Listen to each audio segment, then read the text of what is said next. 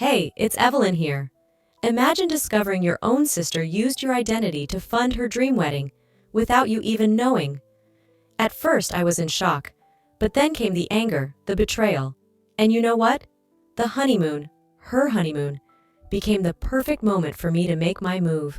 But why did it have to go this far? Have you ever been betrayed by someone close to you? Maybe a sibling, a parent, or a friend? How far would you go to make things right? Drop a comment below and let me know. What would you do in my shoes? Time and place, where are you watching from? I'm curious. I sat at my kitchen table, staring at the pile of bills in front of me. The morning sunlight filtered through the windows, casting a soft glow on the pile, but I couldn't feel the warmth. My fingers brushed over the edges of the envelopes, too many of them, all stuffed with statements, overdue notices, reminders of payments that I just couldn't catch up with. I'd been pushing them aside for weeks now, too busy with work, too overwhelmed with everything else. At 35, I was living a life that looked perfect from the outside. I had a successful career as a corporate lawyer in Los Angeles, a city that chewed up people and spat them out. But here I was, drowning. My personal life was a mess, my family felt distant, and I had no time to fix any of it. I hadn't seen Sophia in weeks, not since she'd married that guy, Darren. I should have been happy for her.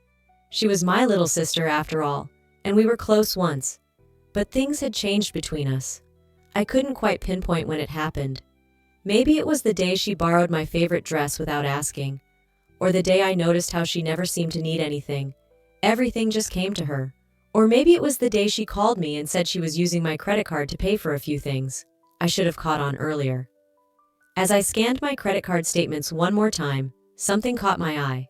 There were charges, lots of them, from high-end hotels, wedding planners, and an extravagant honeymoon resort. I frowned, trying to recall anything that might explain these charges. I hadn't gone on a trip. I had barely left the office. It wasn't just a few $100s here and there either. No, it was thousands. I felt my chest tighten. My hands were shaking as I quickly grabbed my phone and opened up my banking app. Sophia. The name flashed across the screen and I felt a cold shiver run through me. There it was. A charge for a designer gown, a charge for flights, a charge for a wedding venue, every single one of them using my credit card. I sat back, numb. My head spun. It couldn't be. She wouldn't do this, not Sophia. But the more I thought about it, the more it made sense. All the little things, the excuses, the vague promises she made about paying me back, the way she had always slid by without ever really needing to work for anything. I felt the rage begin to bubble inside me, quickly followed by a wave of betrayal. She had used my identity, my credit card, without asking, without so much as a word of explanation. For her wedding, for her honeymoon. As I took a deep breath, trying to steady myself, I found the message on her phone. It was a voice memo. I pressed play, and my heart skipped a beat when I heard her voice. Sophia's voice was calm and collected, but the words hit me like a slap in the face. "She'll never notice the charges," she said, her voice low but unmistakable. "I'll just transfer some money, make a few adjustments, and we're good. No one will know. We'll just blame it on a technical error if she catches on." I froze. My sister, the one I had trusted more than anyone, was planning to manipulate her way out of this, like it was nothing, like it was all just a game to her. My stomach churned, and I felt an overwhelming rush of anger. But beneath it, there was something darker, something that stung even more than the betrayal. A deep sadness.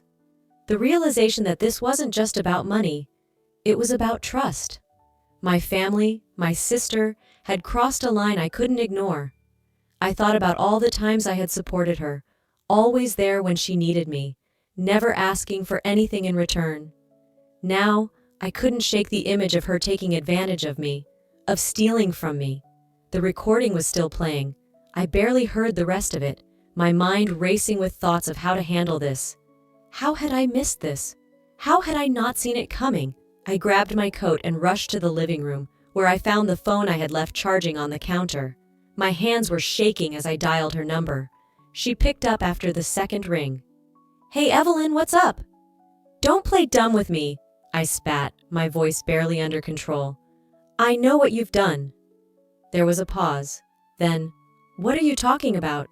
I could hear the panic creeping into her voice, but I wasn't interested in her excuses. You've been using my credit cards for your wedding, for your honeymoon. You've been lying to me and I want answers, now. She hesitated again, and I could hear the rustling of what sounded like her shuffling papers in the background. Evelyn, you're overreacting. It's just a few charges. Don't make a big deal out of this. I was quiet for a moment, letting her words sink in. I wanted to scream, but I held back. The nerve of her, denying it, minimizing it like it was no big deal. Like I was the one in the wrong. You know what?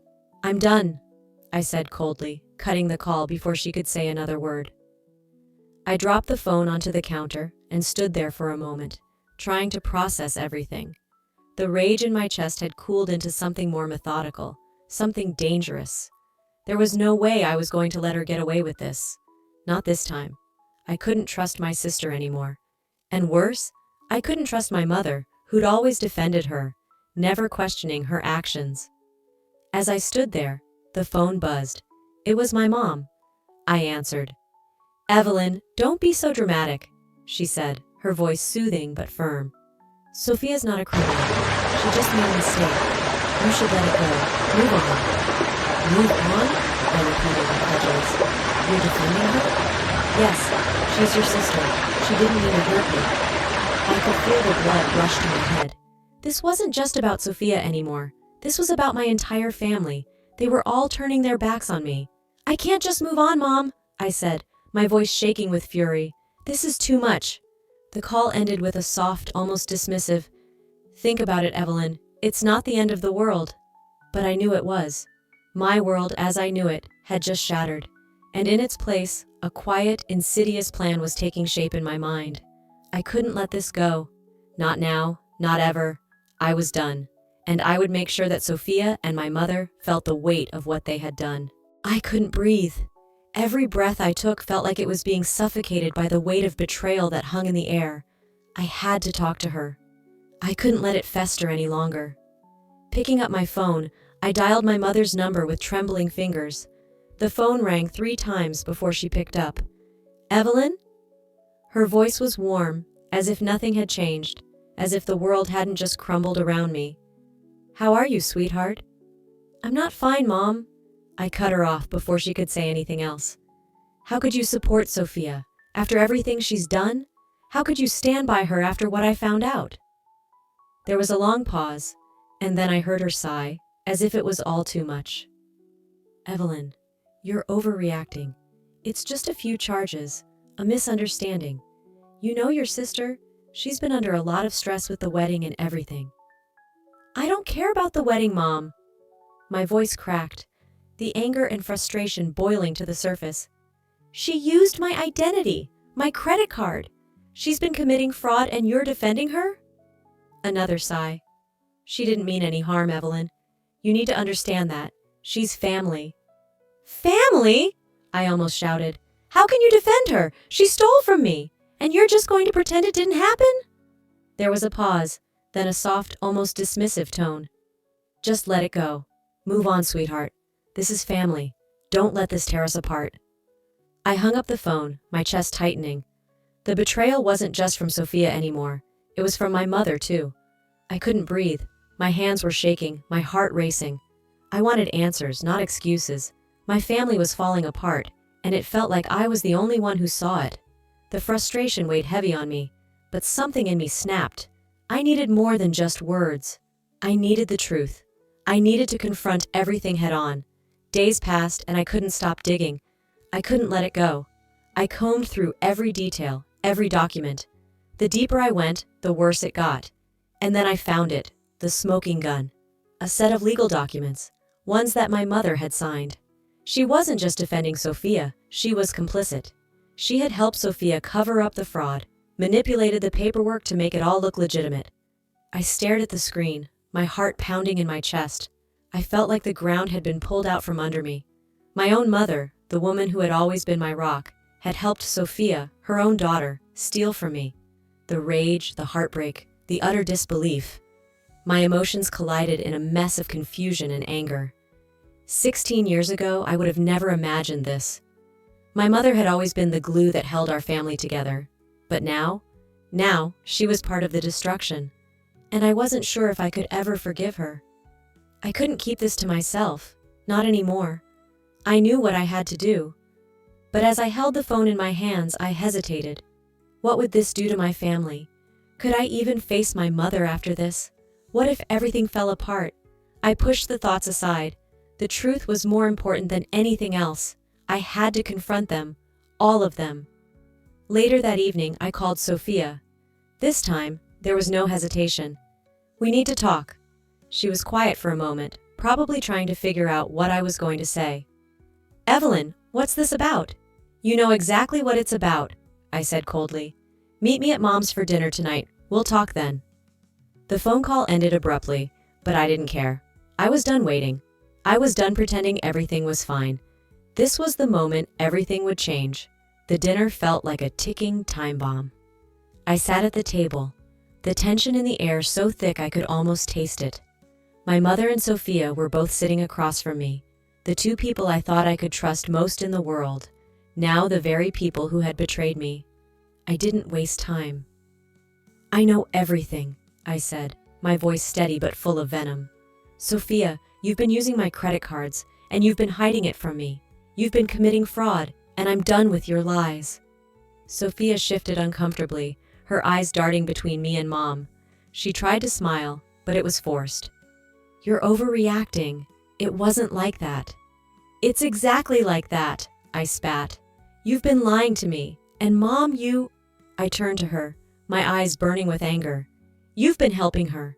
You're not innocent in this." Mom opened her mouth to speak, but I cut her off. "Don't you dare try to justify this. You knew. You helped her. And you've been defending her this entire time." "I was just trying to protect her," Mom said weakly, her voice faltering. "She's my daughter." "I'm your daughter too," I shot back. "But apparently that means nothing to you." The silence that followed was deafening. Sophia sat there, her face blank, but I could see the guilt in her eyes. And my mother, she didn't even look at me.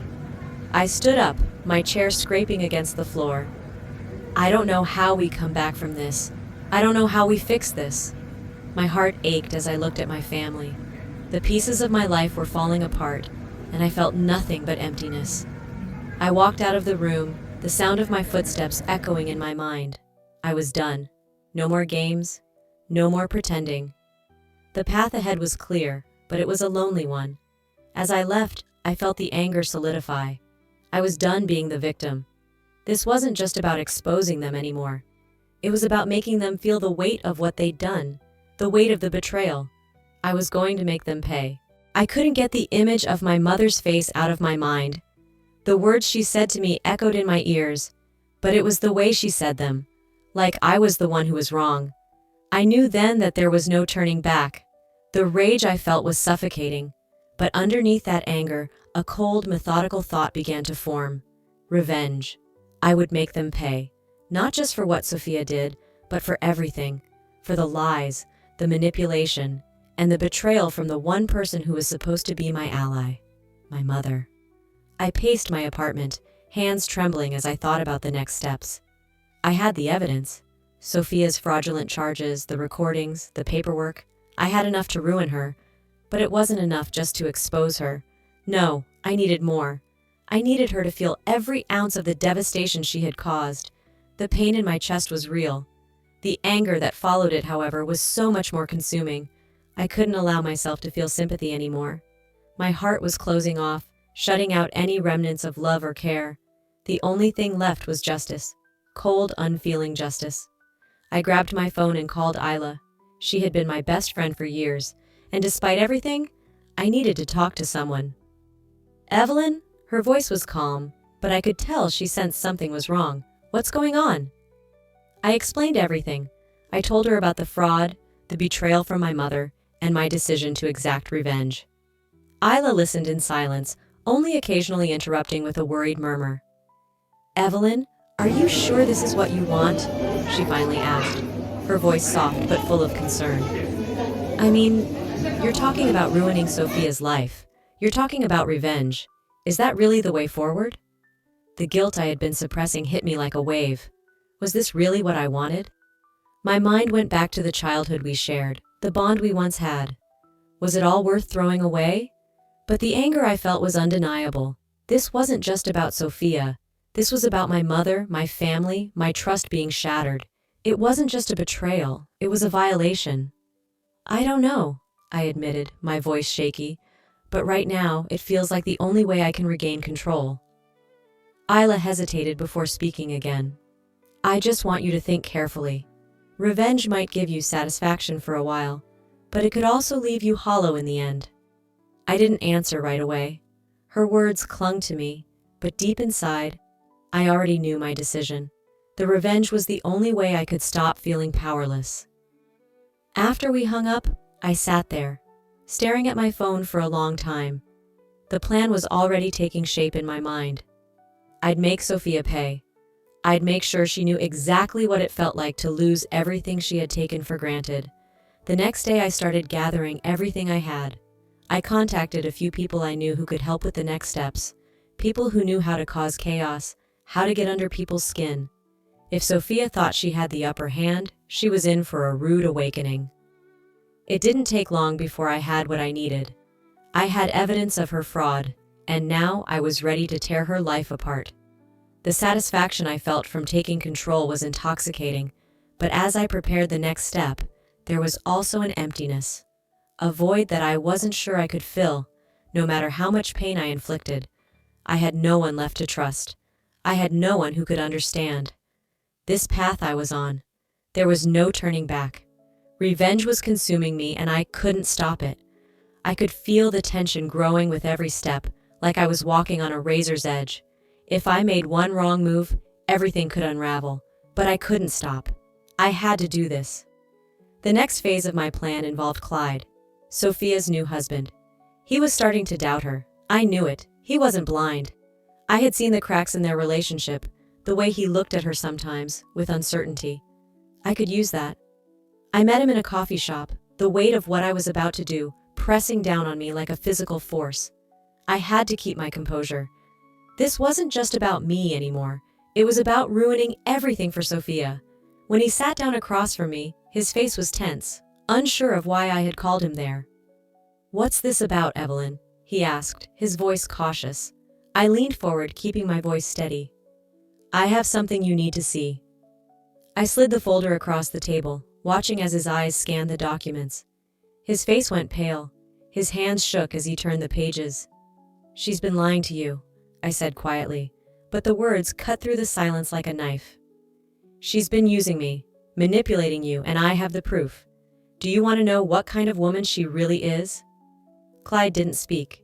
He just stared at the papers, then at me, disbelief written all over his face. "I thought you should know," I said, my tone cold, "before it's too late." I left him there, sitting in stunned silence. There was a fleeting moment of guilt, but it was swallowed by the satisfaction of knowing that I had just driven a wedge between them. My revenge was already in motion, and nothing was going to stop me. But as I left the coffee shop, the knot in my stomach tightened. I was playing with fire, and I knew it, but there was no turning back. I couldn't stop now. I had made my decision, and now the only thing left was to watch as everything fell apart. But I wasn't prepared for what came next. Later that evening, I received a message from one of my contacts. The message was short, but the words hit like a punch to the gut. Someone had betrayed me. Someone close to me had turned on me, and now my plan was at risk. The anger flared back up, stronger than ever. I felt my breath quicken, my hands clenched into fists. Betrayed again. And this time I wasn't sure how I was going to recover. The cracks in my plan were starting to show, and I couldn't help but wonder, was this all going to fall apart? The weight of what I was about to do pressed down on me, but the fire in my chest was undeniable. I had gathered the photos, clear, incriminating images from Sophia's honeymoon, where she'd brazenly used my credit card without my permission. The betrayal was now visible, and I knew it would destroy her. The pieces of my revenge plan were falling into place. I had no more second thoughts. I had to go through with it. The satisfaction I would feel from bringing her down was the only thing that kept me going. As I arranged the photos on my laptop, I couldn't help but feel a rush of empowerment. These images would shatter Sophia's carefully crafted image, her perfect life. I was finally taking control, making her pay for every lie, every ounce of manipulation. Yet, as the power surged through me, there was a bitter taste I couldn't shake. The anger still burned, but deep down, I realized that what I was doing wasn't just about Sophia anymore. It was about breaking free from the family that had abandoned me. Revenge was my only anchor now. I clicked the post button. The photos went live. The moment they hit social media, it was like a bomb going off. My phone buzzed incessantly with notifications, messages, and comments. People were already reacting, the shockwaves of the betrayal rippling across the internet. I couldn't look away. I read every comment, every shocked reaction, every voice condemning Sophia. They were all turning on her. It felt good, but it wasn't enough. Not yet. As the backlash unfolded, the emotions I thought I had under control began to unravel. There was triumph, yes, but also an overwhelming emptiness that gnawed at me. I had exposed her, but it didn't feel like victory. It felt like something else, something hollow. The guilt crept in, uninvited, as I watched Sophia's life start to crumble in real time. I had won, but at what cost? Before I could dwell on the feelings swirling inside me, Sophia reacted. She didn't waste a moment. The next thing I knew, she posted a video, smooth, polished, and full of lies. She claimed the photos were doctored, that the credit card was a mistake. She painted herself as the victim, the innocent one caught in a web of deceit. The video was convincing. I felt a rush of anger as I watched it. The nerve of her. She really thought she could spin this, manipulate the narrative. I clenched my fists, furious at her audacity. It was like she was mocking me, acting like I didn't have the truth on my side. But I had more. I was ready for this. I had already lined up the next step in my plan, more evidence. Sophia was good at lying, but she couldn't hide from the truth forever. I reached out to the people who had been hurt by her in the past. I wasn't alone in this.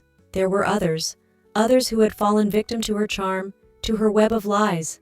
They agreed to help, to come forward, to provide the evidence that would finish her off for good.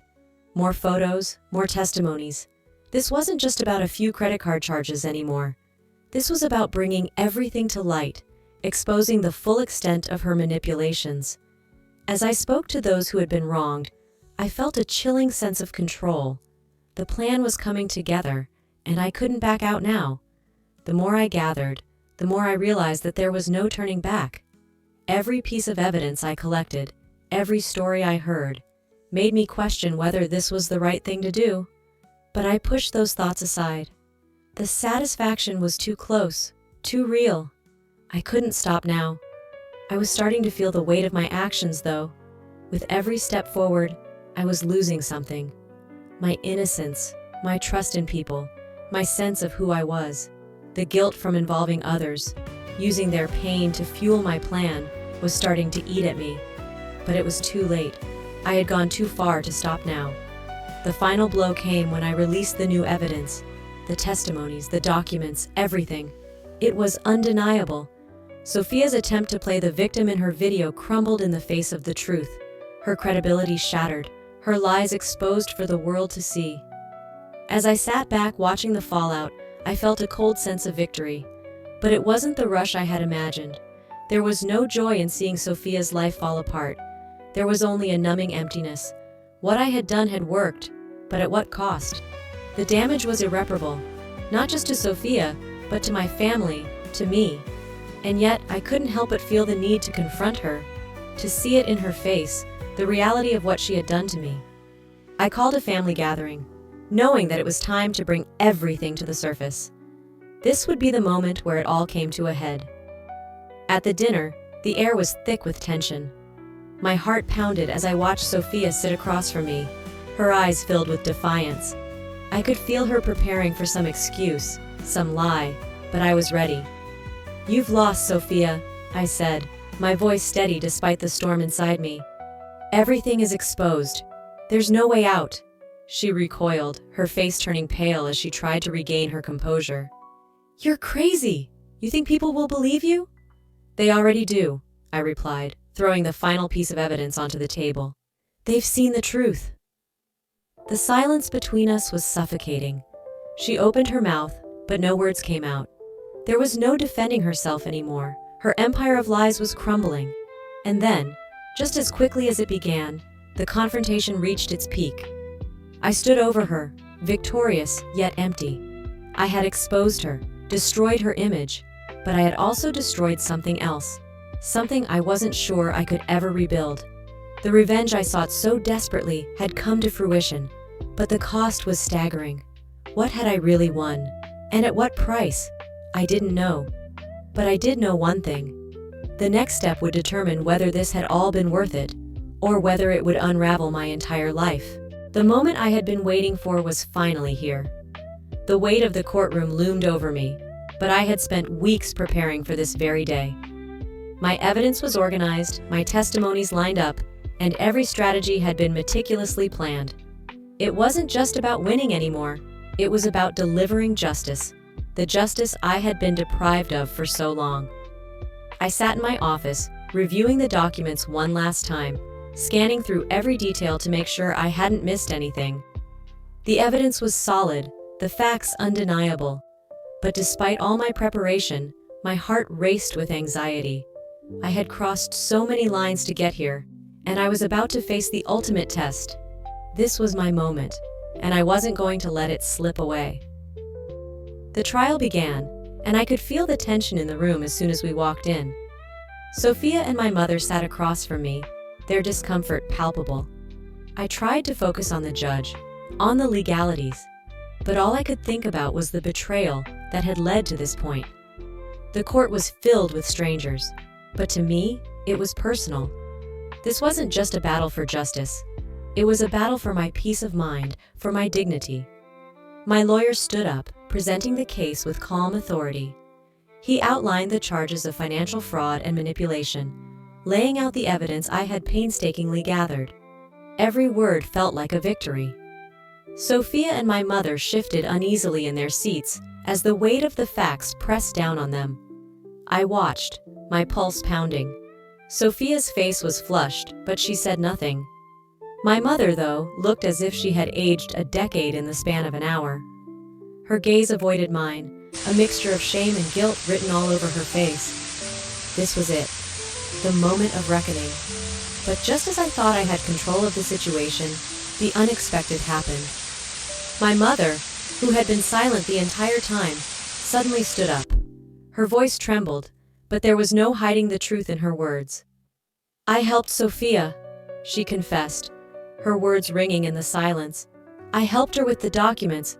I thought I was helping her. I didn't know it would go this far." The room seemed to freeze around me. I couldn't breathe. She wasn't just defending Sophia, she had been complicit. My mother, the woman who should have been my rock, had betrayed me in the worst possible way. The anger inside me flared to life. I had never imagined she would go this far. My fists clenched, my jaw tightened. This was the moment I had been waiting for, but it felt hollow. My family was broken beyond repair. As my mother's confession sank in, the tension in the courtroom heightened. Sophia, realizing she was losing her grip, shot up from her seat. She looked at me with venom in her eyes. "You don't know what you've done, Evelyn," she yelled. "You've destroyed everything. All of this. It's your fault." Her words were like poison, but they didn't touch me anymore. The damage was already done. I had exposed her for what she truly was. There was no taking that back. But the sight of my mother, so broken, tore through me. I hadn't planned on this. I hadn't planned on seeing the woman who had birthed me crumble under the weight of her lies. The trial continued, and the emotional toll was starting to take its toll on me. My mother tried to justify her actions, but nothing she said could undo the damage. And Sophia? She became more desperate with every passing minute, trying to save herself with lies that were unraveling faster than she could speak them. I tried to block it all out, to focus on the final pieces of evidence I had prepared. But as I watched my family, the people I had once trusted more than anything, fall apart, I began to realize something. I had won. I had everything I needed to win this case. But was it worth it? I had no answers. The victory was now just a hollow shell, and the cost of what I had done was weighing on me in ways I hadn't anticipated.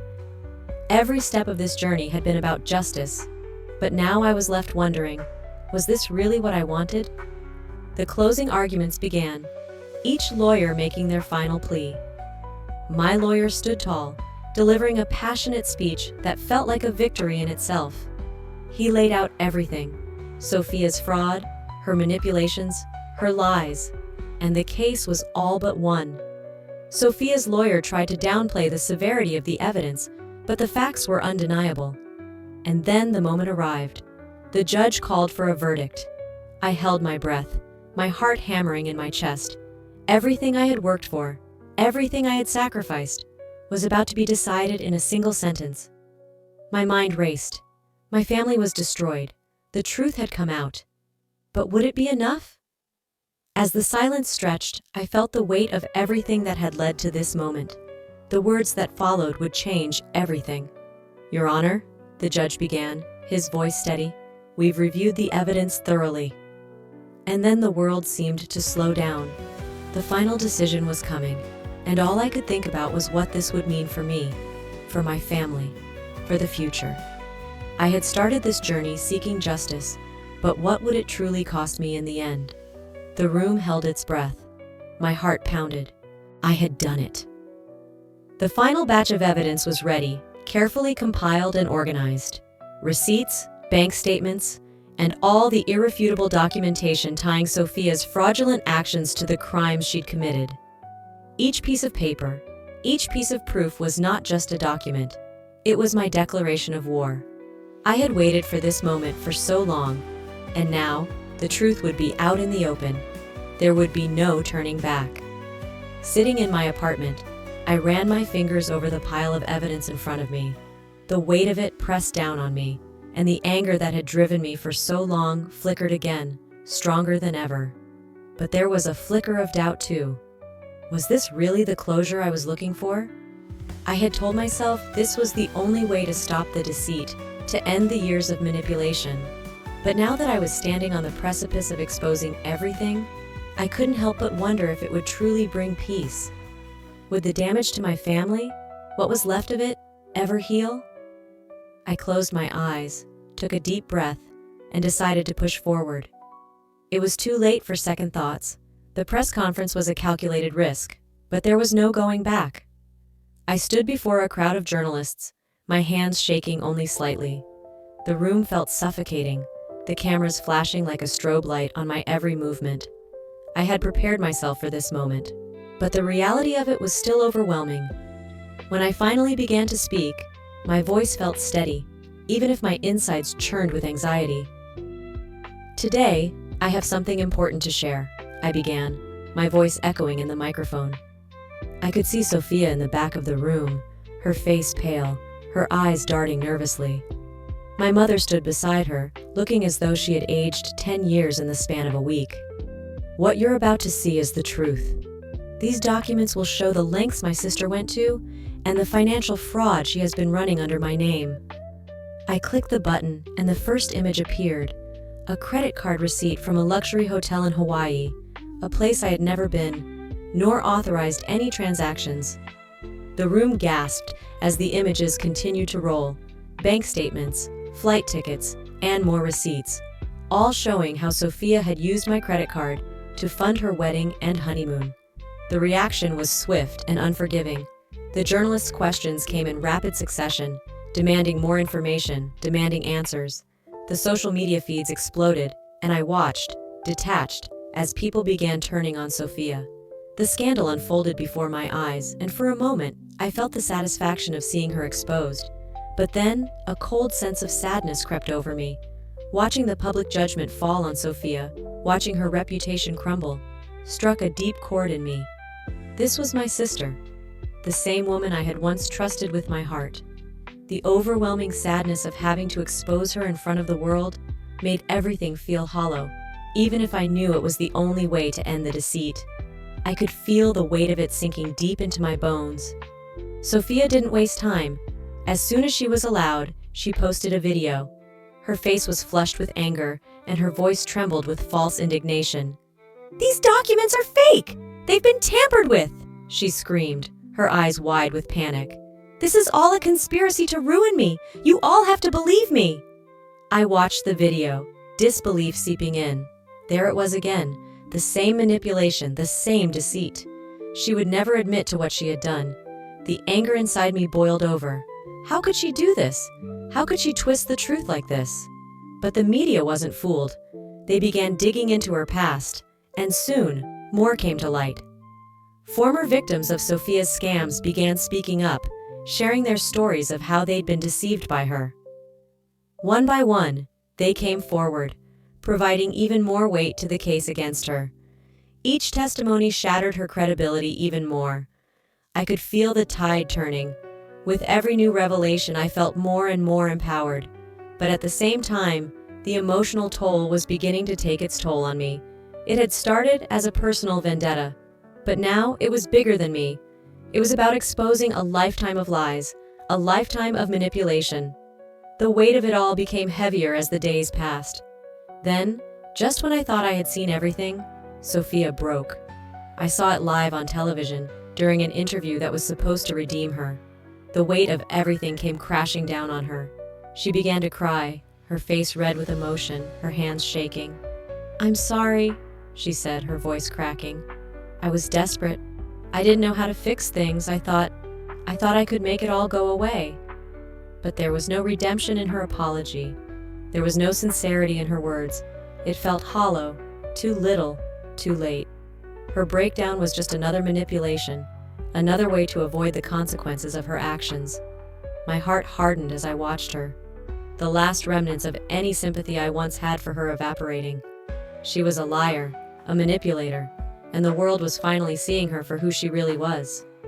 The final blow came when I released the last piece of evidence, detailed financial records. Each record laid bare the extent of Sophia's spending sprees, the money she had taken, the lies she had told. This was it, the final nail in her coffin. As I read through the reactions from the public and the media, a strange mix of triumph and sorrow washed over me. The truth was out, but at what cost? The damage to my family was irreparable. My mother, broken and ashamed, was a shell of the woman I had once known. Sophia was facing the legal consequences of her actions, but me? I was left standing amidst the wreckage of everything I had once held dear. The authorities began moving in. Criminal charges were pressed. The legal consequences were unfolding, and the media frenzy continued. Sophia's life was falling apart before my eyes. She deserved it. She did. But as I watched it all, I couldn't shake the hollow feeling inside. Was it worth it? I had won. I had exposed the truth, but I had lost everything else. I sank into a chair exhausted. The emotional toll had drained me. I had achieved what I set out to do, but at what cost? I had destroyed my family, and in the end, I didn't know if that was worth it. Clyde was quieter than usual. I noticed it the moment I walked into the room. There was a shift, subtle but undeniable. He wasn't just frustrated anymore. He was questioning everything. I could see it in the way he looked at Sophia, the way he hesitated before agreeing with her. It wasn't the unwavering support I had grown used to seeing from him, the same kind that made it so easy for Sophia to manipulate him. Something had cracked. For me, it was a victory, but one laced with bitterness. Watching Clyde question his wife's actions, Sophia's actions, was satisfying, yet the realization hit hard. This family I had once held so dear was falling apart in ways I never thought possible. I felt relief, yes, but a deep, aching sadness followed quickly. We were all just shards of a broken mirror, now desperately trying to piece ourselves back together. Sophia, of course, wasn't going to sit idly by and let this unravel her life. She was quick to manipulate Clyde once more, playing on the history they shared, trying to pull him back into the web she'd spun. "You can't listen to her, Clyde. She's just trying to destroy us. We were supposed to have a future together. You know I would never do this." I watched them from a distance, my anger simmering as she used every trick in her book to regain his trust. She was good at it too. The way she spoke, the way she twisted their shared memories into a tool for guilt. Sophia's words were like poison, sliding deep into Clyde's mind. And Clyde? He was struggling. I could see the cracks in his resolve, the hesitation in his eyes. I had to fight the urge to feel pity for him. After everything, after all that had happened, how could he not see through her? One night, unable to sit idly by any longer, I confronted Clyde. My patience had run out.